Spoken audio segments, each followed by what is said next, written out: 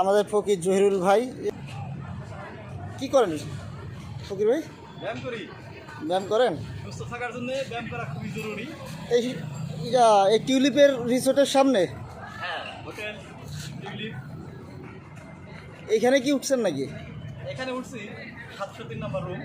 703 number? প্রতি room প্রতিদিন ভাড়া 10,000 টাকা। ও আচ্ছা সাথে সার্ভিস চার্জ 500 টাকা। আচ্ছা মূলত একাই উঠছি। আচ্ছা। কাউকে নিয়ে আসিনি।